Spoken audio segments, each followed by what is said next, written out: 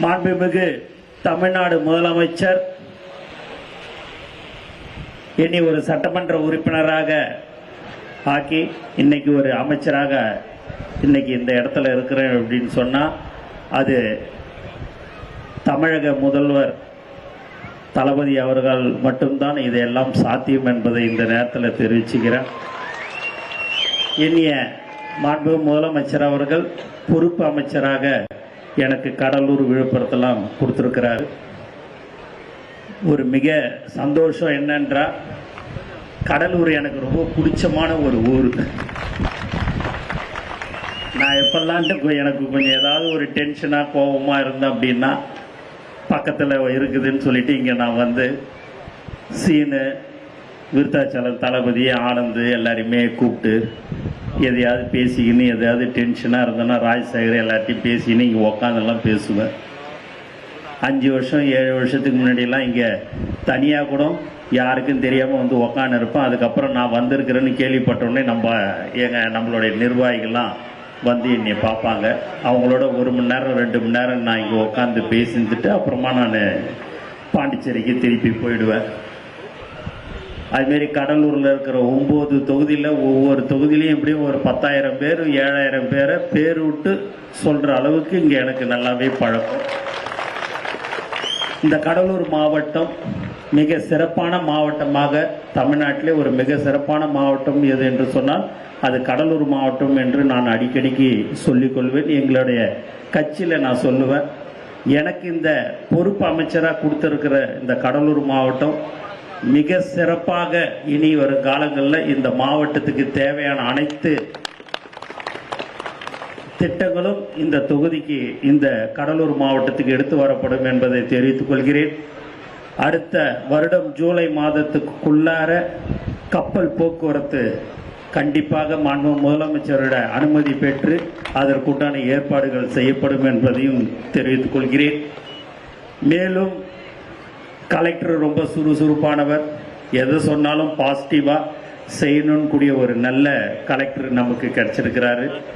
இப்போ 2 நிமிஷம் தான் பேசினேன். பேசும்போதே அடுத்தடுத்து இந்த டிஆர்டி ஆஃபீஸ் கட்டணும், அதுக்கடுத்து துறைமுகத்தை வந்து எல்லாம் பண்ணணும் அப்படின்னு சொல்லிட்டு கூட ஒரு நல்ல சுறுசுறுப்பான ஒரு கலெக்டர் நமக்கு கிடைச்சிருக்கிறாரு. கமிஷனர் கிடைச்சிருக்கிறாரு.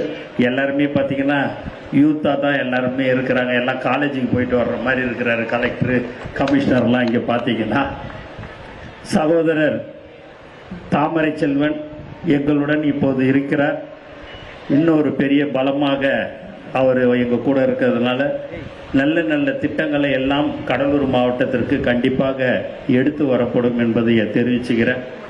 அப்புறம் என்னைய சர்க்கிட் ஹவுஸில் பொதுமக்கள் பார்க்கும்போது bus stand Cuddalore bus stand விஷயத்தை சொன்னார்கள்.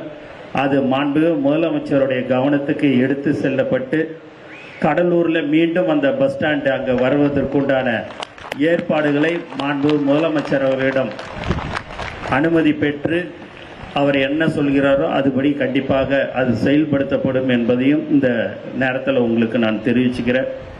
ஏன்னா திட்டங்களை பொறுத்த வரைக்கும் மேடையில் வந்து பேசி இந்த திட்டத்தை எடுத்துகிட்டு வரேன் அந்த இதெல்லாம் எடுத்துகிட்டு வரேன் அப்படின்னு சொல்லி கைத்தட்டல் வாங்கிறது பெரிதல்ல. எதுவாக இருந்தாலும் நம்மளுடைய மாண்பு முதலமைச்சர் தலைவர் தளபதி அவருடைய அனுமதி பெற்றுதான் எந்த திட்டமாக இருந்தாலும் செயல்படுத்த முடியும். அவர் மக்களுக்கு என்ன தேவைகளை அதை அறிந்து உடனுக்குடன் செய்யக்கூடிய ஒரு மனிதர் தான் நம்மளுடைய மாண்பு முதலமைச்சர் என்பதை தெரிவிச்சுக்கிறேன். ஆகவே கடலூர் மாவட்டத்திற்கு திட்டங்கள் கண்டிப்பாக அனைத்து திட்டங்களும் கண்டிப்பாக மிக விரைவில் திட்டங்கள் எடுத்து வரப்படும் என்பதை தெரிவித்துக்கொண்டு எனக்கு வாய்ப்பு கொடுத்த அனைத்து நல்ல உள்ளவங்களுக்கும் நன்றி கூறி விடைபெறுகிறேன். இன்னொரே ஒரு விஷயம் கலெக்டர்கிட்ட நான் சொல்லணும்னு ஆசைப்படுறேன். உங்களுடைய சுற்றுலாத்துறை அமைச்சர் அவர்களிடம் நான் கலந்து பேசி விடுகிறேன் சார். வாரம் வாரம் சனிக்கிழமை ஞாயிற்றுக்கிழமை இங்கே உள்ளூரில் இருக்கிற கடலூரில் இருக்கிற அவங்களுக்கு இந்த கலை நிகழ்ச்சி நடத்துறதுக்கு உண்டான ஏற்பாடுகளை நீங்கள் வாரம் வாரம் சனிக்கிழமை ஞாயிற்றுக்கிழமை செய்ய வேண்டும் என்று நான் இங்கே கேட்டுக்கொள்கிறேன்.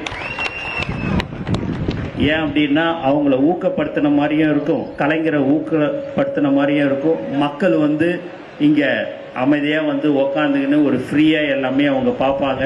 ஏன்னா கோடை விழா என்பது வருடத்துக்கு 3 தடவை மட்டும்தான் நம்ம நடத்துகிறோம். அதை இனி வரும் காலங்களில் கடலூர் மாவட்டத்தில் சனிக்கிழமையும் ஞாயிற்றுக்கிழமையும் இங்கே நிகழ்ச்சிகள் நடத்தப்படும் என்பதை தெரிவித்துக்கொண்டு மீண்டும் ஒரு முறை நன்றி கூறி விடைபெறுகிறேன். நன்றி, வணக்கம்.